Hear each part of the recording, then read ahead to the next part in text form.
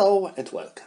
Today I am going to play Oppidum, a game about wars between Romans, Gauls and Celts. This is a game of Cry Havoc Norman Saga family, but it's a bit different. Not only because it is set up in the ancient times, but it also carries with simplified rules of the Norman Saga game, but still, if you played Cry Havoc only, you may find these rules a bit different than the classic Cry Havoc. Well, the question is if we can say something about classic Cry Havoc, because each game of the Cry Havoc family carried different rules. They were later set up and unified in the Magna Carta set of rules, but, well, that's not our case here. This is a scenario titled Ariovistus Gamble, showing the situation where Germans are sieged by Romans and Celts, and they are trying to make their way through the lines of the enemy and save themselves by breaking through them. So here we have our warriors. We have Germans that are about to attack. We have Romans. They are set up in two different groups, one the first line and a group of relief here, and we have small thin Celtic line here. Of course, like I said, this game comes with a bit different rules than the classic Cry Havoc, so let me start with the basics. I will talk about rules themselves and I will try to explain everything step by step. If you know the family, you will find some new stuff. If you never played any game of this series, you will probably find it quite useful. At last, I hope so. So, let's start with our counters. I will zoom in a bit now to make it a bit more clear. And now let me show you. Each counter comes with a couple of factors. Each counter depicts a single man, because this is a single man scale game. We have basically three factors on each warrior. Upper one shows attack value, middle one shows defense value, and the lower one shows movement value. The upper one might be black or green. If it is a black, then the warrior has melee weapons only. If it is green, this means that warrior carries also missile weapons. Defense is always red and movement is always blue. Also, defense might be encircled, like for example here with these Romans. If defense value is encircled, then it means that this warrior carries an armor and is a bit harder to hit. Mounted warriors have double hex counters, and they also have this triangle here showing their front, because foot warriors have no front or rear. They can attack, defend from on any direction without taking care on the direction from which attack comes, or from to where they are attacking at. But when it comes to the mounted warriors, they can only move on the three front hexes. If they want to move anywhere else, they have to change their direction. Foot warrior can move anywhere he likes. He doesn't care about the facing, but mounted warriors have a facing, and that's why this triangle comes. Next, we have name of each warrior, which is unique for each character in the game, and code on the lower right corner, telling us what kind of this warrior is. So, for example, he is R, Roman, C, Cavalry, and M, Medium. Each warrior has such a 3 letters code telling us what kind of warrior he is, it is quite useful, especially when it comes to the setup, but not only. As for missile-equipped warriors, we have two types of them. In this scenario, we don't have archers. Archers are quite special because they have unlimited ammo. Same goes to slingers. We don't care about their ammo because they always have unlimited number of ammo. But when it comes to the warriors armed with spears, javelins, etc., their ammo is quite limited. Well, you can tell that warrior cannot carry unlimited number of javelins. If such thing happens, then we have to mark the number of javelins or spears they still have and the number they spent. For this, we are using these sheets. Each army, by army I mean each nation, has its own sheet where you have to place the counters for the wounded characters. Or if character is wounded, it is replaced with a wounded counter on the board, and good health counter is placed here. If if a warrior carries a number of missile weapons, like for example these German javelin throwers, it is placed on the field with higher value. For example, we are placing these German javelin throwers on the value of 3. If such a warrior uses his javelin, he is moved onto 2, and then when he throws another javelin on 1, and then if he spends his last javelin, he is placed here, and when he is placed here, he can only use his sword. He cannot fire with javelins anymore. His attack strength is not different because he still has a sword, but he cannot use his javelins.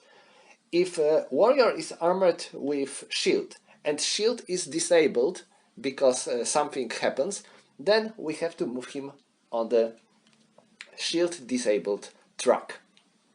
Same happens to the warriors that have only one spear. If they will throw it, they are moved here. Sorry, he should be there, I believe. And then he is now using his sword only, and he cannot use his spear anymore.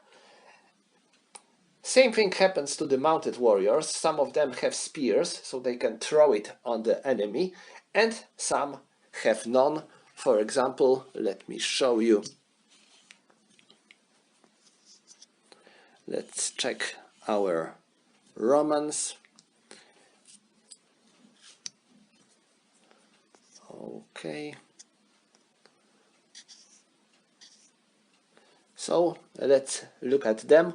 Antonius has spear, so he can throw it once, and then he won't be able to use it anymore, and he will have to fight with his sword only, while Cassius has only sword. So his attack value is black, nor green, and he can only fight in the melee combat. When a warrior is wounded, you have to replace him with a counter with wounded warrior, and if a wounded warrior is wounded or stunned again, he is dead. So that's the basics, and now let's talk more about the scenario itself. Let me zoom out now. Romans are setting up here on this board in the 10 hexes distance from the southern edge, while Celts are setting up here in the 10 hexes range from the southern edge. And then Germans are placing their warriors here on any of this board in the 10 hexes range from the northern edge of the board. To win the battle, Germans have to leave the board through the southern edge with as many warriors as possible. To gain complete victory, they need, let me check, because I don't remember now, they need 13 or more to leave. If there will be 10 or 20, this is marginal victory for Germans, 7-9 tie, and the less, this is Roman victory. This is a short scenario. It takes only 8 turns to play. So let us carry on with the game. And now we are starting turn 1. Germans have initiative, so they are going to act first. And we are starting with missile fire phase. And in this phase, all your warriors armed with missile weapons may fire. Sometimes you have to mark them because your fire limits their movement. But we don't have any warriors that have such a limitation, because this is true only for archers, and we don't have any archers in this scenario. All the other missile warriors may fire and then move normally. Now, I have a couple of warriors armed with spears or javelins here, but the problem is that they are quite far from the enemy. To make a successful fire with javelins or spears, you need to be in a, well, 4-6, 5-8 range. This is medium range. It comes with a negative modifier +1, but it is still acceptable. You can also fire on the long range, but it is really hard, and that's something you would rather avoid as long as you have something better to do. So I don't think I'm going to make any offensive fire with Germans. Instead, I will move. And now I'm going to start here. And now this German moves 1, 2, 3, 4, 5, 6, 7, 8.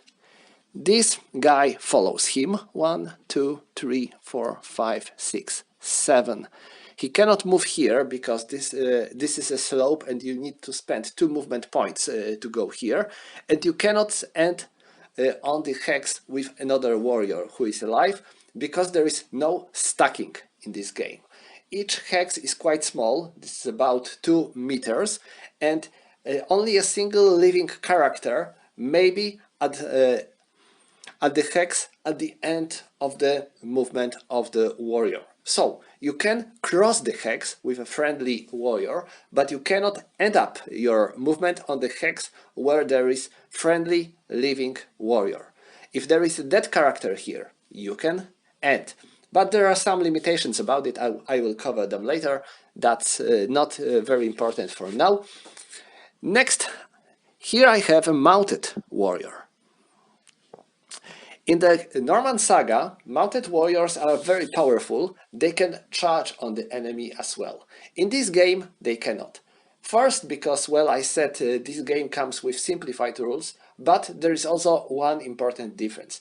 These are ancient days, and there were no stirrups here, so mounted warriors weren't as powerful as they were in the Middle Ages. Okay, let me continue. 1, 2, 3, 4, 5, 6, 7. That's how I want to move. And now them. Please notice that each of these German mounted warriors have a javelin thrower behind them. This is because Germans have a special tactics that allowed javelin throwers to grab the horse tail, yeah, and run behind the horse, moving faster. Yeah, I know this sounds crazy, but that's how Romans depict them. So this is going to be 1, 2, 3, 4, and now 5, 6, and 7. 1, 2, 3, 4, 5, 6, 7. Please notice that when you are moving with your mounted warrior and you are changing your facing on the one of the front hexes, you don't have to spend additional movement points. But if you want to change your direction on any other hexes, it will be costly. There is a diagram on the player aid that tells you how many movement points you have to spend to change your facing on any of the hexes that are adjacent to your mounted warrior. Next, here. 1, 2, 3, 4, 5, 6, and now this is a scrap. Scrap costs you 4 movement points. So that would be 10 and 11. Now that's all for these horsemen, but definitely that's not all for the Germans, because we have much more of them.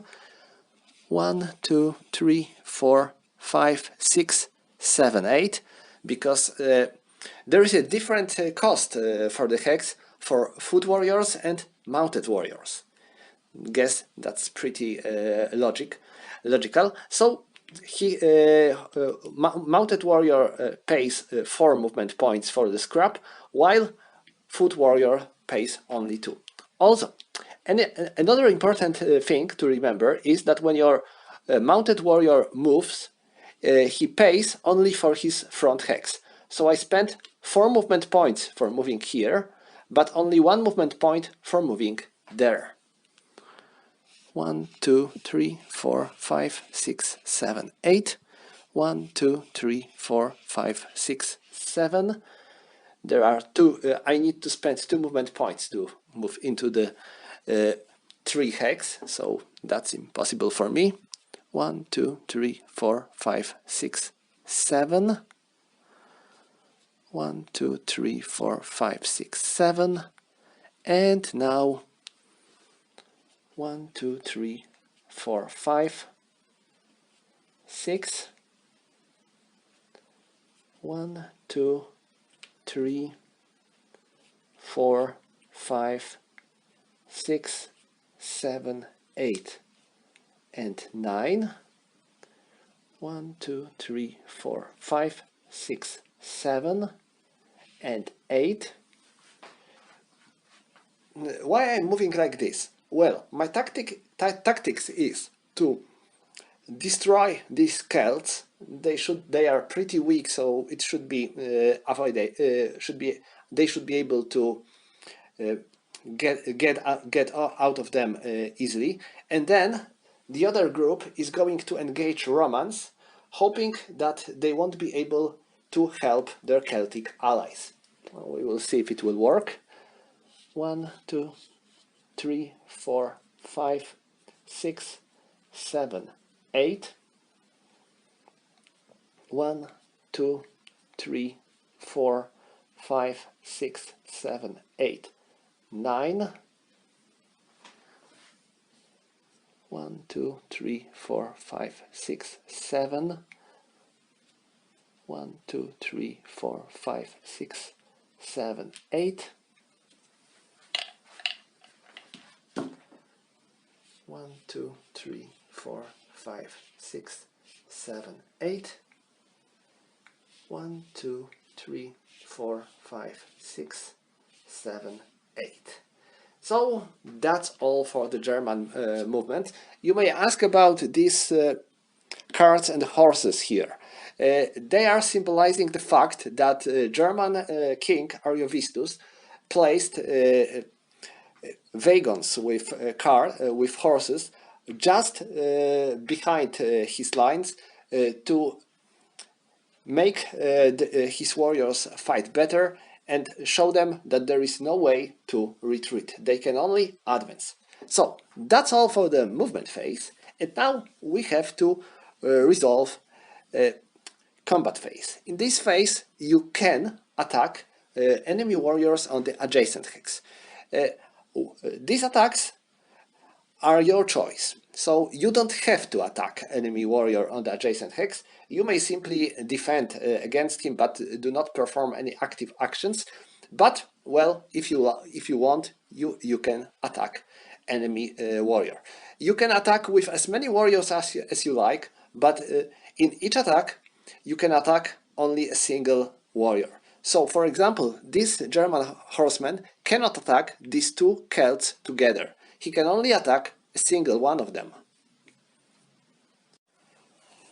Also, when you have two or more of your warriors adjacent to the enemy warrior, you can attack together or perform independent attacks. So, for example, these two German horsemen may attack this Celtic warrior together, summing their attack values, or first he may attack him, and if he will still be there after combat, he may attack him next. So that's your choice. I'm starting here with Sigmar attacking Acurio. This is 19 versus 6. So now we are subtracting a defender value from the attacker's attack value. So this will be 19 attacker's attack value versus 6 defender's defense value. And now 19 minus 6 is 13. So we'll be using column of 13, 16 to find the difference. Both of them are in the clear terrain, so there are no terrain modifiers for this combat. Let us simply roll the dice and check the result.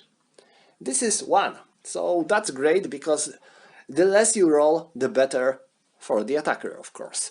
So it was 13, 16, and this is 1. So this is K. As you may guess, K, 1 defender killed. So Acurio dies.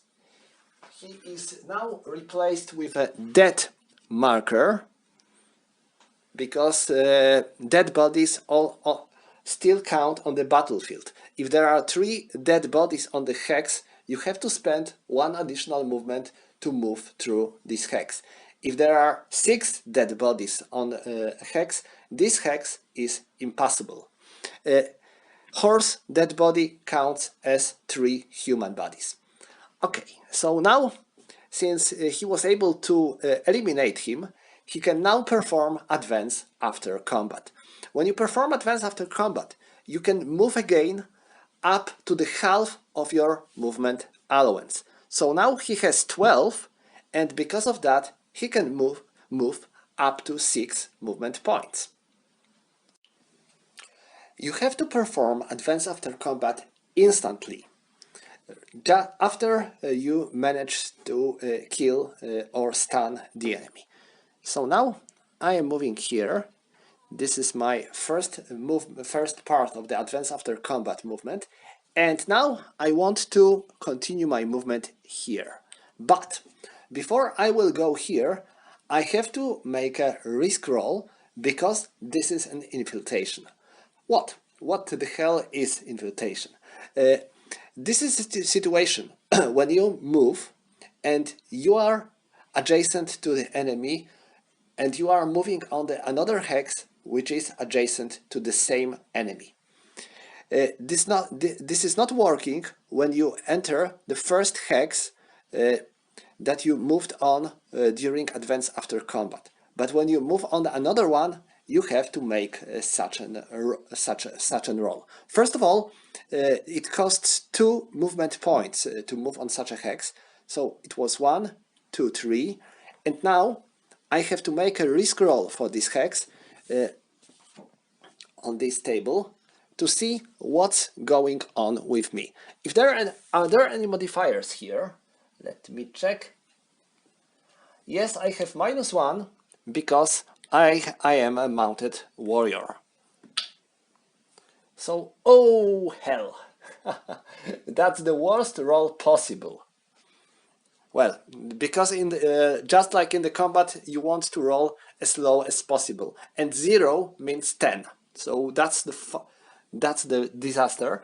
And we have -1, so that's 9, and this means that he was wounded. So I have to replace Sigmar with his wounded counter. Let me find this one. Okay, it's here. And now he cannot advance anymore. So that's all for this combat. And now Wolf is attacking Duartos. 21 versus 5, that's 16. So this is going to be a 13-16 column again, and the roll is 8. No, not very good. This is R1. So defender has to retreat 1 hex. And now the question is if he can actually retreat. Because as you can see, all the possible hexes of retreat, this one and that one, are adjacent to the enemies, because these are all in the front zones of this mounted warrior. 1, 2, and 3. 1, 2, and 3. So this hex and that hex are adjacent to the enemy. If such situation occurs, retreat is still possible, but the risk roll has to be made. So Duartos retreats here, and now he needs to take risk roll because of the retreating into the hex adjacent to the enemy warrior. So that's one, that's perfect, he is fine. And now Wolf can perform advance after combat. So he writes here and there. So that's all for him. And now we are going on with a combat. So these two warriors are attacking him. That's 17 and 9, so that's 26. 26 versus 5. That's 21. So we'll be using 21-30 column. And now we have two warriors attacking a single opponent together. If such situation occurs, attacker gets a positive column shift in his favor.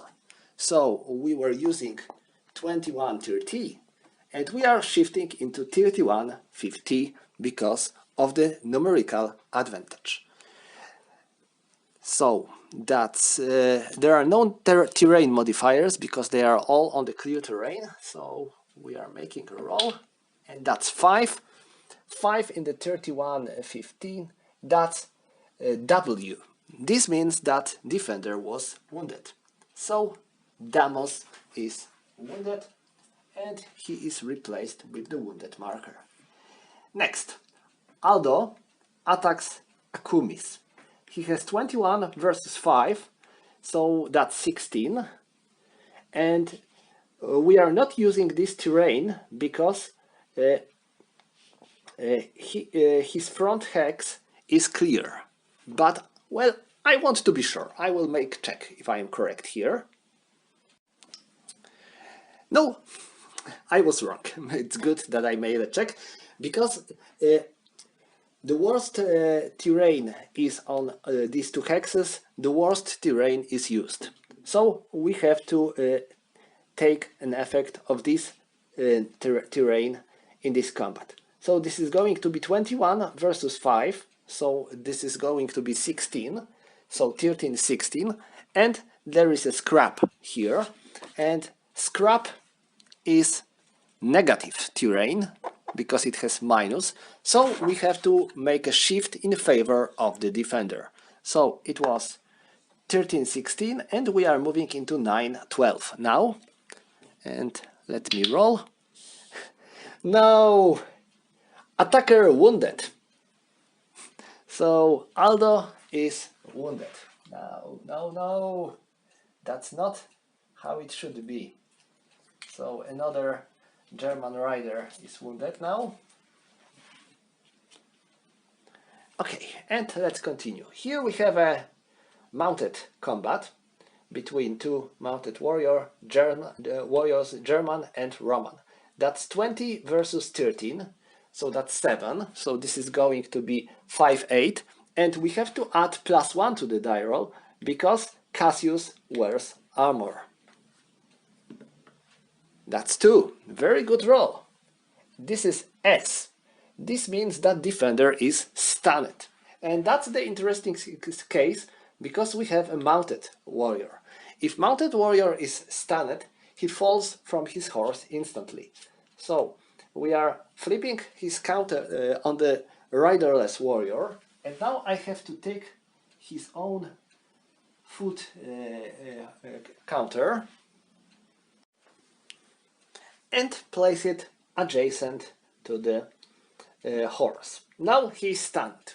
He won't be able to act in the next turn, while his German opponent can still move. So he is taking this hex, but he cannot end his movement here because we have a living horse here.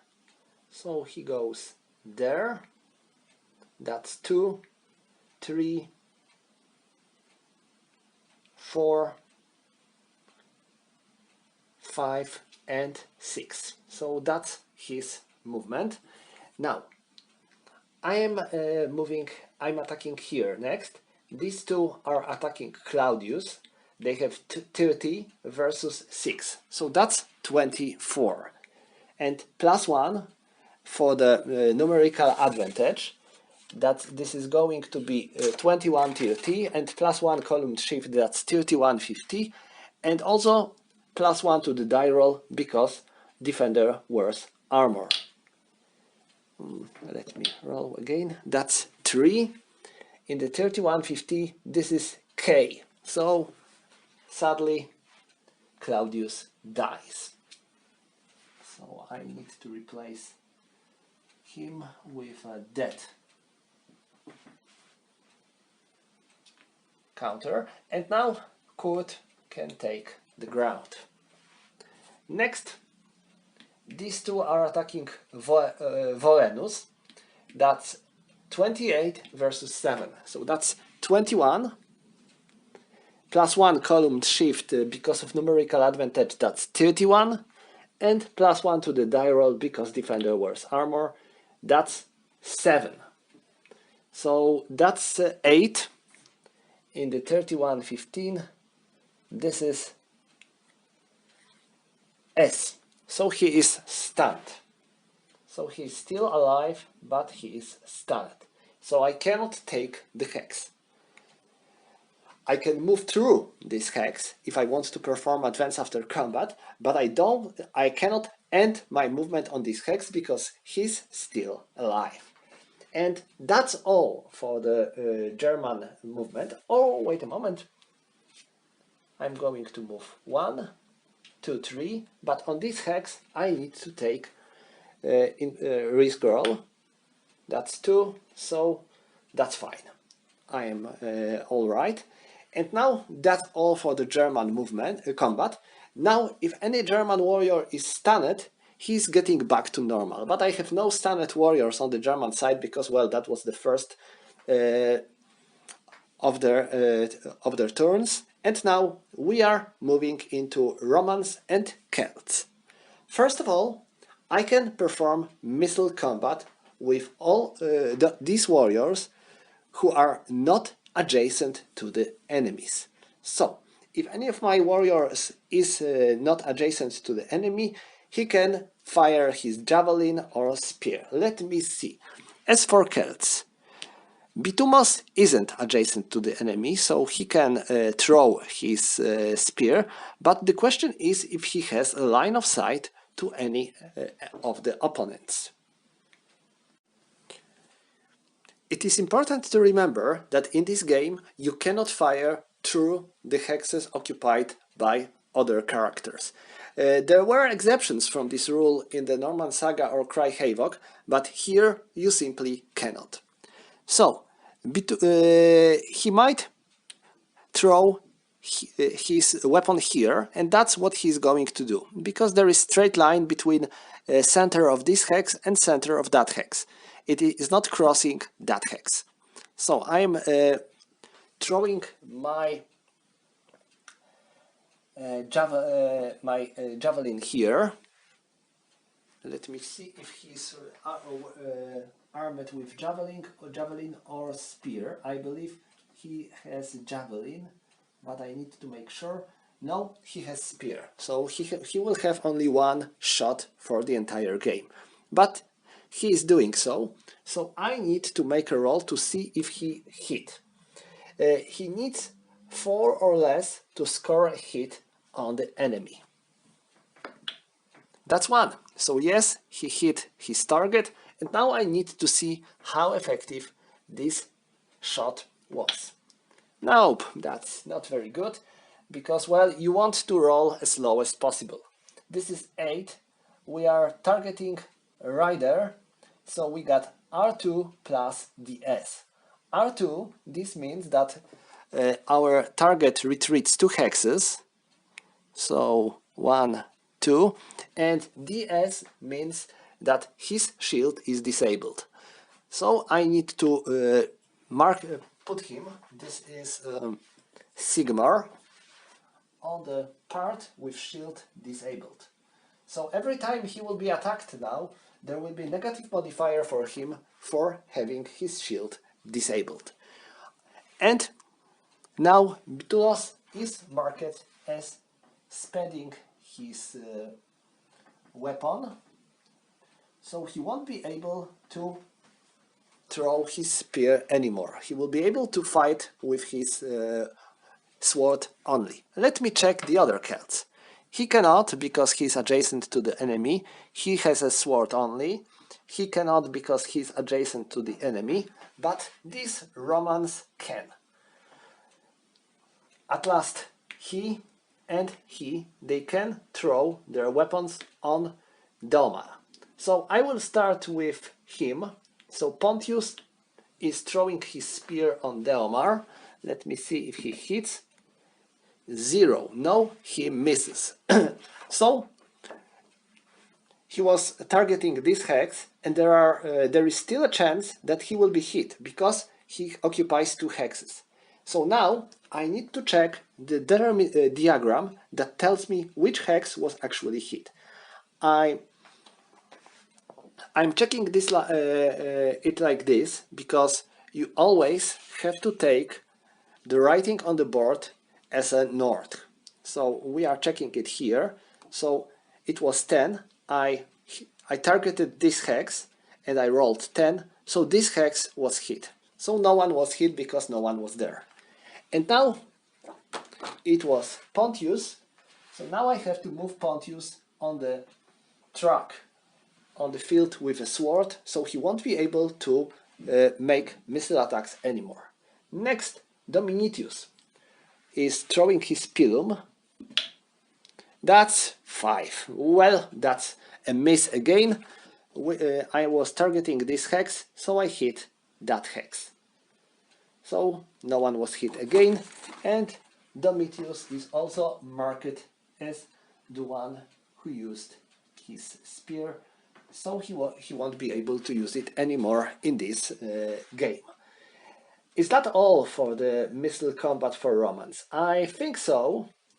Well, Antonius. Antonius can, because he is not adjacent to any to enemy, so he will fire his spear at Agilao. That's a miss, and there are no any humans on the adjacent hexes, so simply a hit, and Antonius is marked as spending his spear. So I think that's all now when it comes to the missile combat. That wasn't very effective, and now I can move my Romans and their Celtic allies. So what I'm going to do now, I use Bitutos 1, 2, 3, 4, and 5 here to stop them from moving through the out of the board with the shortest road possible. Now Duartos is going to stay here and defend. Damos will move here, and well, like I said, I have thin Celtic line, so nothing much on this board, but Romans, that's another story. So 1, 2, 3, 4, 5, 6, 7, 8. 1, 2, 1, 2, 3. 1, 2, 3, 4, 5, 6, 7, 8, 9, 10, 11, 12. 1, 2, 3, 4, 5, 6. As you can see, warriors who are wearing armor are slower than the ones who are not wearing armor. Next, here I think I'm going to hold the line here without doing much movement around. So that's all for my movement, and now let's go to the Roman and Celtic combat phase. I'm starting here. Bitutos attacks 10, so that's 10 versus 6, so that's 4. And this is 0, 4. They are both on the sand, and sand has no impact on combat. So that's 3, because he's not wearing armor, so no modifier. That's R1. So he has to retreat 1 hex, and he makes use of it moving here. Or do I want to? Actually not. I will stay here, I don't want to advance. Why? Because as long as I'm here, this hex is under control, and he provides a control over this hex. So I'm quite holding a line here. That's quite important to not let Germans move further south. Next, Lumios. He attacks this horseman. That's 9 versus 9, so that's 0. No 7, no good. No effect. That's nothing happens. Next, they are attacking Aldo. So they have 32 versus 6. 32 versus 6, that's 26, and this is 21 30. I get no column shift for numerical advantage here. Why? Because when you are attacking mounted warriors, you can only get a positive modifier for the numerical advantage when you have 2 or more mounted warriors attacking. So if you are attacking with such a situation like this, 1 mounted warrior and 1 foot warrior versus mounted warrior, you don't get column shift for numerical advantage. If I would have 2 mounted warriors and 1 foot warrior versus him, then I would have numerical advantage. But nothing like this happens here. So I have 26 and +1 because of disadvantageous terrain. So still 31-50. That's 7 in the 31-50. This is wound.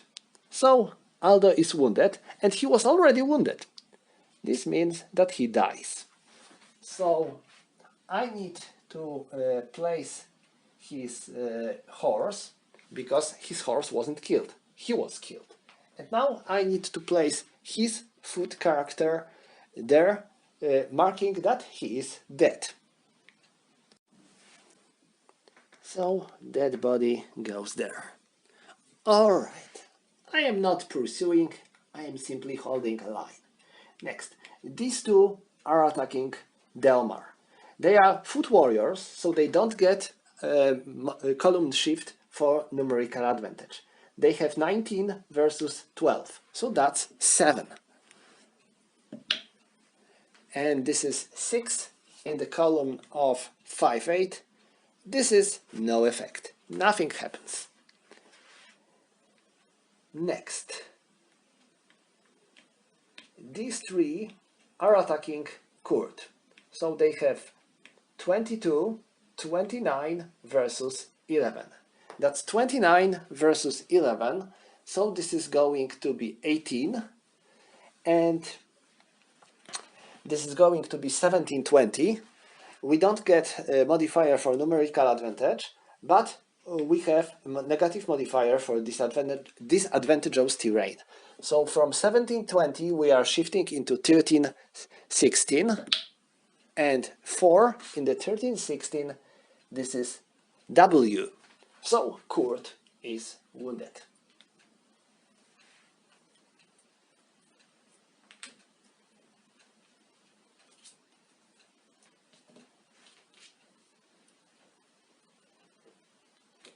Okay, who's next?